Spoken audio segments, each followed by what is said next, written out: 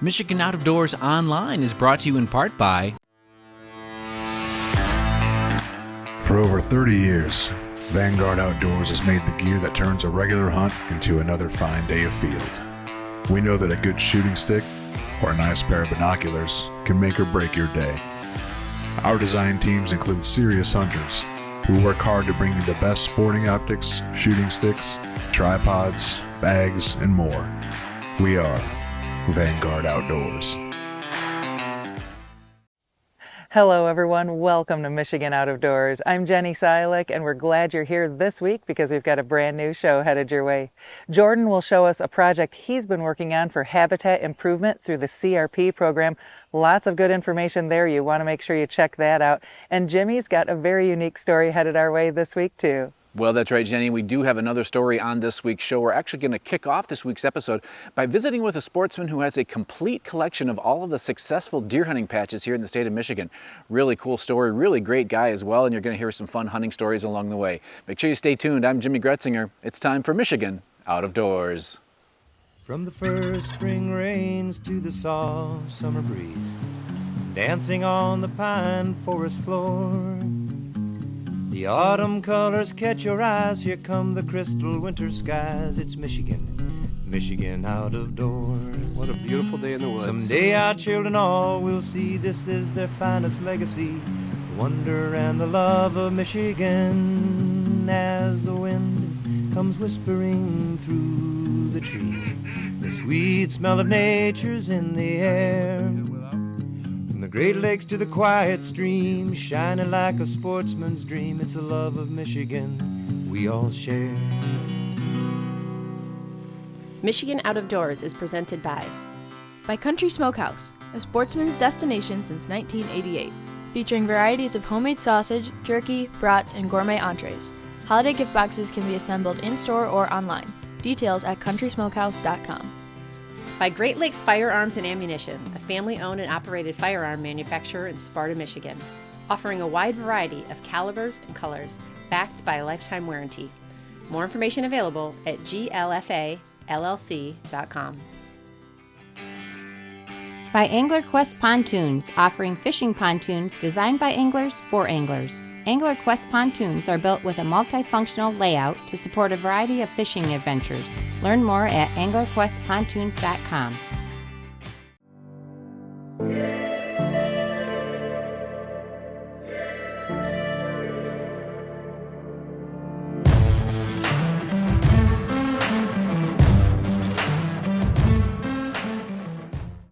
Well, people ask me all the time, how do we come up with stories for the television show? And most of those are driven by the season and what's going on around our state, whether that's hunting and fishing or anything outdoor related. But we also get a lot of stories from you, the viewer. And this next story, we're going to sit down with Bob Neely. He contacted me just a few weeks back to tell me about his collection of successful deer hunting patches and that he had all of them all the way back to 1972. And I thought, you know what? I need to check this out for myself. When Bob Neely reached out to tell me about his complete collection of successful deer hunting patches, well, I knew I needed to head to Monroe and see how this collection came to be.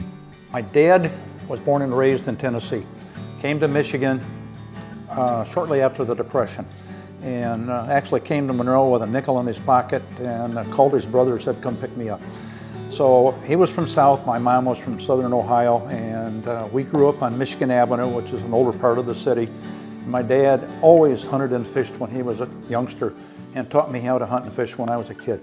One thing I did not do, and he did not do at the time, was when I was growing up, is he was not much of a deer hunter.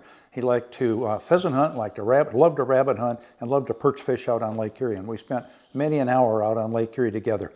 But over the years, he worked at the Consolidated Paper Company, and a couple of his friends over there talked him into starting to deer hunt. Well, the first year he went, he was hooked. After a couple of years, he says, I want you to join me. So I joined a group of guys and I started hunting like, I think it was either 74 or 75. This will be 50 years for me that I've been hunting. And you can see I kind of remember the deer by the patch from that year. This is the cartridge I used, a 30-06. My dad had bought me the gun. And this is a picture of my dad, myself, and a deer. So that came from Curran, Michigan. The wood ducks came from Bay Creek Hunting Club, which is a good friend invited me to go hunting at Bay Creek Hunting Club. And I went out there and I wanted to remember my times at Bay Creek but with the mounts. This is a wild turkey that came from Hillsdale, and Joe Robeson, a good friend of mine at the DNR, says you count the longest two strands of the beard, and I think it's about 12 inches. So that was a big bird. But Joe's been a good friend all these years too. These deer all came from Michigan. This one came from Millersburg. This one came from Millersburg. This was my first 8-point in the state of Michigan. Excuse me, it's a 7-point, but it was the first big deer that I got. And it was a horrible year that year. We had 3 feet of snow and had to be pulled out of camp by a tractor because we couldn't get out. But that's all the memories of the hunt. The memory of the hunt is really at the heart of Bob's collection, and I was really excited to learn how he started collecting these patches along the way. The patch program, I did not know originally, but the patch program actually started in 1972. And I've got all the patches, I've displayed them in a book. I thought about putting them on a plaque, but anytime you put something on a plaque, it fades over time with sunlight. And I wanted to be able to look at these and always remember them the way they were. But it started in 1972, and in the early days, when there was a deer check station by Bay City, everybody coming down north on I-75 would pull into the station and get their deer checked. It was the right thing to do. It helped the DNR. And as a reward, as an incentive, the DNR gave you one of these patches. Well, in early days, the group of guys I hunted with, most of them were older at the time, my dad and some other guys we hunted with, they really didn't want to do that, to sit and wait in line. But I said, you know, we got to do this. So we did it for a few years, and I got a couple of the early patches, and then it was too cumbersome for them to do that, so we would drive on home. So I didn't collect for a period of time. And then as time went on, I said, you know, I'm going to start collecting the patches, you know, when I was successful getting a deer, and I started picking them up again. Then it got to be a little bit of a passion over the years, and with that passion, I wanted to try to fill in the years that I was successful getting a deer, but we didn't have the opportunity to stop and pick up a patch. So I was, over the past 3 or 4 years, anybody I talked to, I said, do you know where to find one of these? Do you know anybody I can talk to? And fortunately, I've got a lot of good friends that help me facilitate and fill in the blanks that I didn't have before. It was really something to look back and see the variety of the patches through the years. The first patch was 1972, and you'll notice that in 1973, you can see 1973, it has a year on it. 1972 was the only year that the year date did not show up. What is the reason? Don't know. But the pattern, the display, the picture was basically a buck and a doe with just Michigan natural resources. And then it became Successful Deer Hunting Patch in 1973. So the first 3 patches were before I started hunting. I started hunting in 1975. 1975 patch was probably one of the smallest patches, and it is one of the most difficult to locate. I mean, that was the last patch that I was able to find, and actually my son-in-law, Alex Shaw, from Allendale, Michigan, was able to find it, and he sent it to me as a Christmas present. So it's one of my most precious patches, and I appreciate what he did to find it for me. In 1976, I mean, to see everyone is unique, everyone is different. I was hunting in Harrisville, Michigan for 75, 76, 1977. These were the years that I had the opportunity to hunt on public land in Harrisville. 1978, 1979, 1980,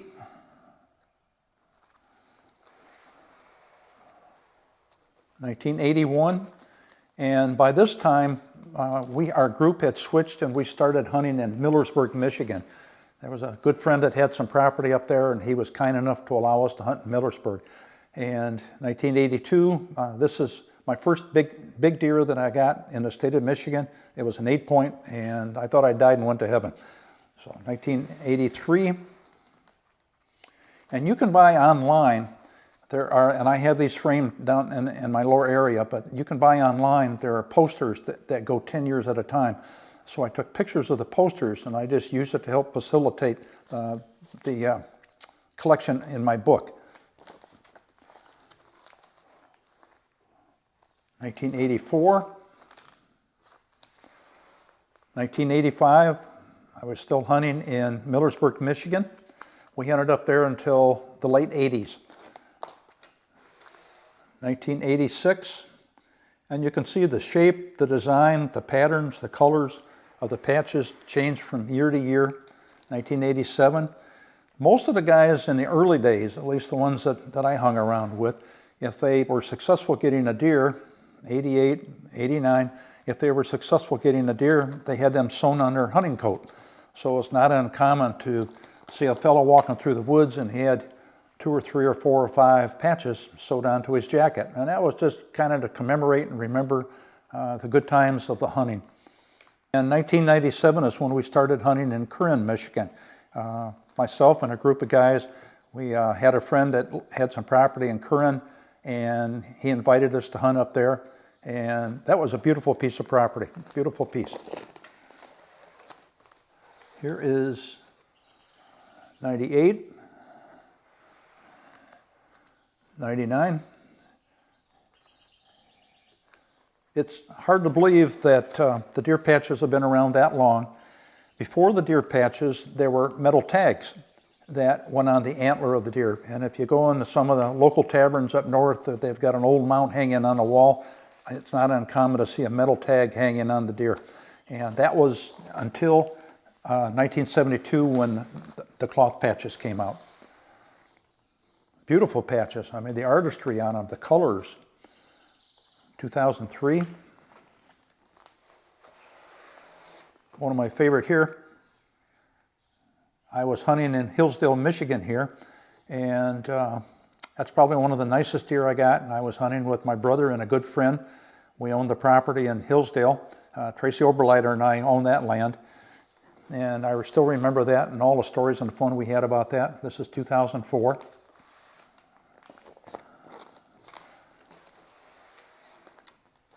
But they're absolutely unique. They're absolutely beautiful. Why collect them? I collect them because they remind me of all the good times that I had in hunting over 50 years in Michigan. I think Michigan's the greatest state in the country to hunt and fish. And you don't have to be on private land. A number of these deer were taken on public land. I started hunting, I didn't know where to start, what to do. I borrowed everything I had, and over the years just developed the skills and learned how to be a better hunter. Always ethical hunter. I always believed in the ethics of hunting, the camaraderie with friends, the fellowship, 2014, 2015, and this is the year my dad passed away. And I always remember that because it was a special year that he was able to join us on his last year to hunt. The patch program did have a few years where the design was done by hunters, but for the most part, the designs came from within the department. Finding the last few years for Bob and for other collectors can be hard to do. A complete collection such as what I have, and I know 2 other fellows in the state of Michigan, and they've spent a lifetime collecting them too, and they share the same memories that I do about their family and their friends that they hunted with. But I know 2 other people, and it's taken them a lifetime to collect it. But lately it's become, you rely on family and friends. I mean, if I was missing a year that I either didn't get a deer that year or I needed it to help fill in my collection, I would just talk to family and friends, and they would help direct me to where I could find one. It's been a great experience, a lot of fun to collect these, and hope I can continue to hunt for a few more years and continue to collect the patches because they've given me a lot of good memories. The memory of the hunts over the years are very special, and thanks to Bob for sharing some of his with all of us, right here in Michigan's Out of Doors.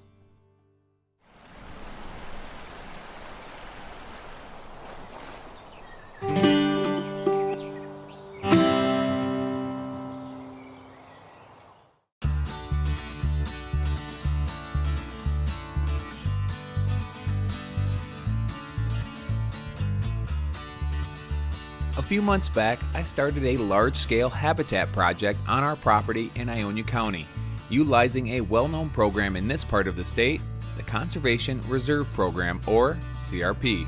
In an effort to highlight some of the benefits of this program, I decided to capture each step along the way.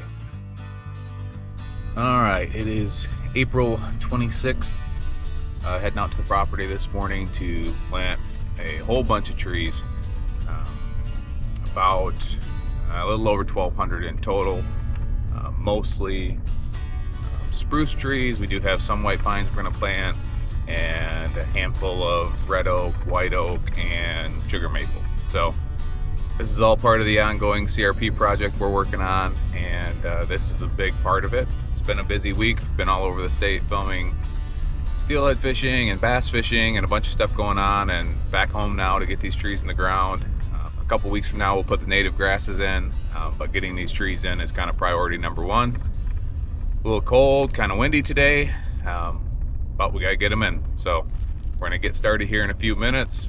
Get out to the property, got to cut all the roots back, get ready to put these things in the ground. But a big part of the CRP process here, and once we get them in the ground, we'll just be doing the rain dance and really hoping that we hit the timing well, because it makes a big difference with these trees.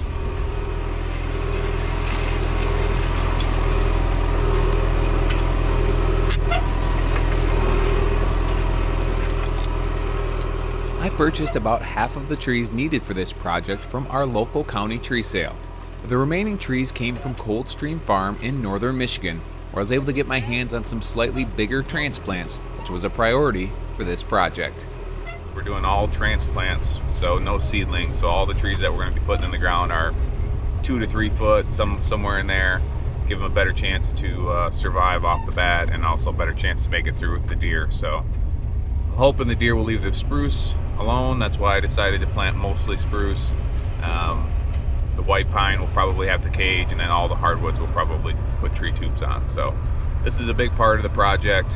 We're going to be doing the native grasses and switchgrass here in a couple weeks, but getting trees in the ground is probably the most labor intensive part of this. So hopefully by the end of the day, all these trees are somewhere in the ground, and we can kind of check off the first part of the CRP project.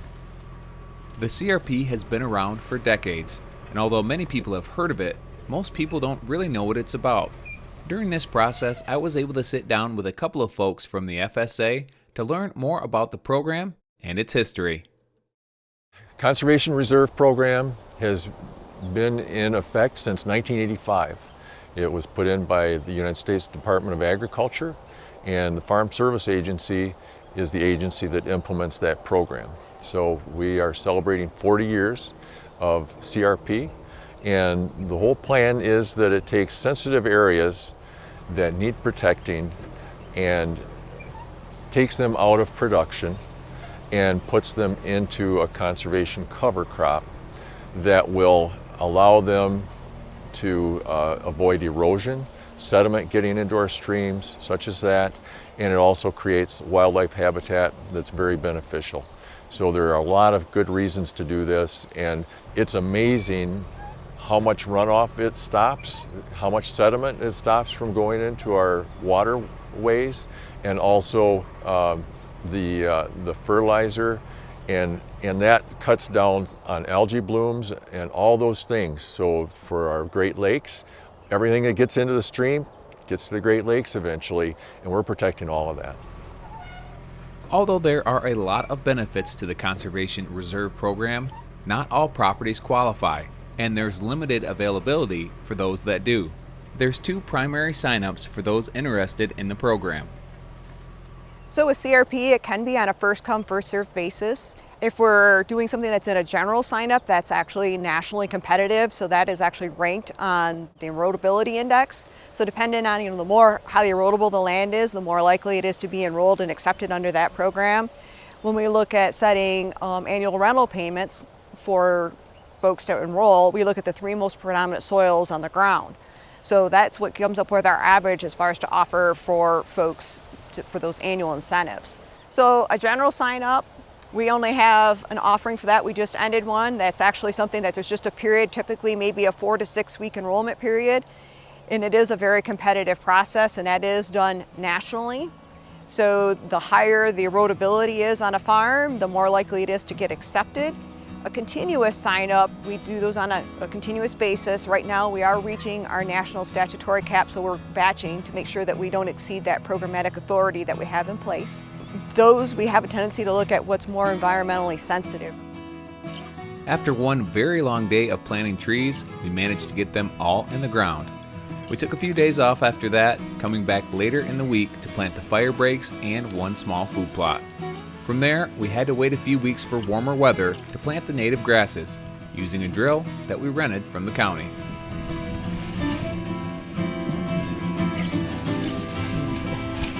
So today we're out here for phase 2 of our CRP project, well, kind of phase 3, I guess.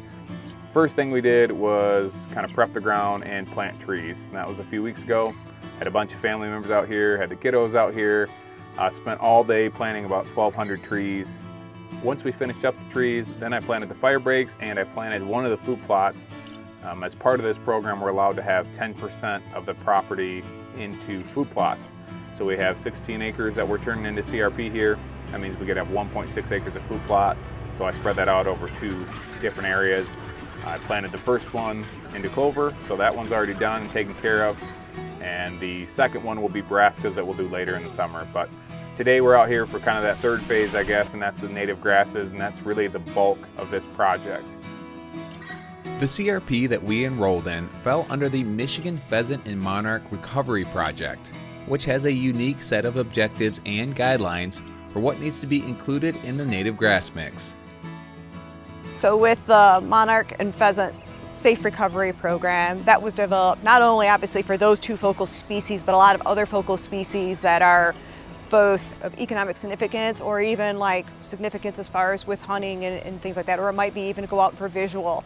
So think of things like Hensel sparrows, those will come in on there. You have the optics and 2 of those native grasses, and you have a lot of wildflowers planted out there, right? So throughout the season you have flowers out there in those fields, and you're seeing different insects and different birds, and so you're not just getting one type or one variety, you're getting a very diverse cover with a very diverse species out there coming in on these landscapes. Our grasses that are developed under that program, we work very closely with the Natural Resources and Conservation Service, and as well as the Michigan Department of Natural Resources. So those are developed specifically by those folks, or that list, and then we will get down to what specifically your soil types are as far as what will thrive best out there in those situations. There was several reasons why we really wanted to do this project.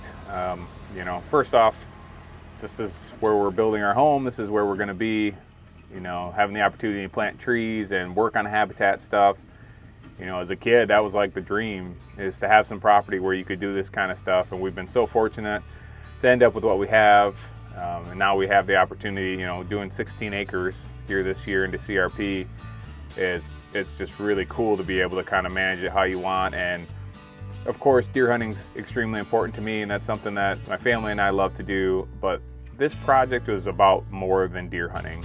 It's really about turning fields that probably should have never been farmed back into something that, you know, we can use from a hunting standpoint, but just from a wildlife standpoint. To have this grass in here, you know, it's going to be good for the deer, it's going to be good for the songbirds, it's going to be good for maybe pheasants someday if we're lucky. Just kind of all around, you know, big benefit for the habitat here. And I'm looking forward to these trees growing up, but I'm also looking forward to having a good stand of grass here and something that's a little bit unique to the area. So trees in the ground, phase 1, food plots and fire breaks after that, and then native grasses here today. And hopefully this is all gonna work out. We'll have a good summer and a good growing season, but really looking forward to see how this project progresses, and hopefully hunting out here and exploring out here for years to come.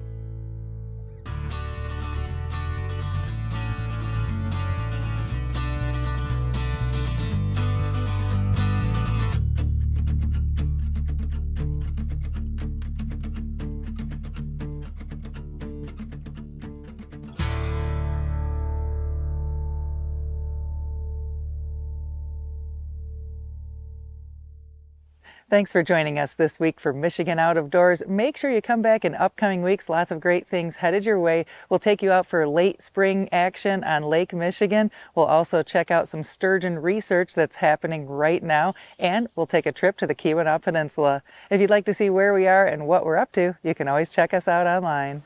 Well, that's right, Jenny. Online is a good way to kind of keep tabs on us, and probably Instagram and Facebook are the best 2 ways to see what we're up to on a day-to-day basis. Make sure you are getting out and enjoying everything our state has to offer, and if we don't see you in the woods or on the water, hopefully you'll see you right back here next week on your PBS station.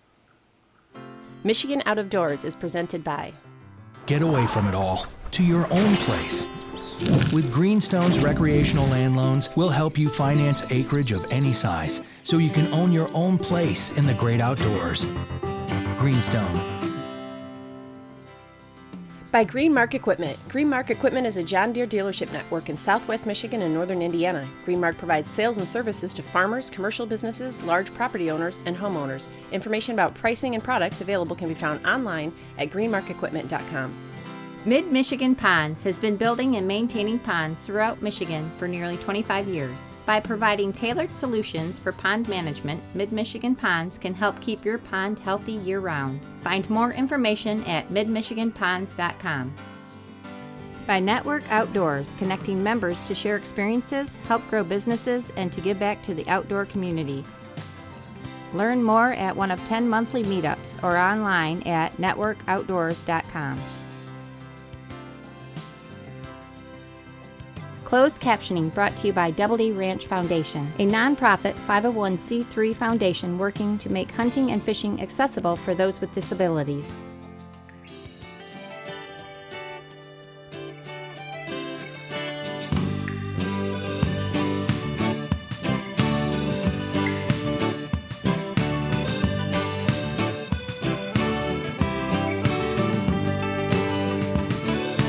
When I wander far away, stays with me night and day. It's the road that leads to my home state.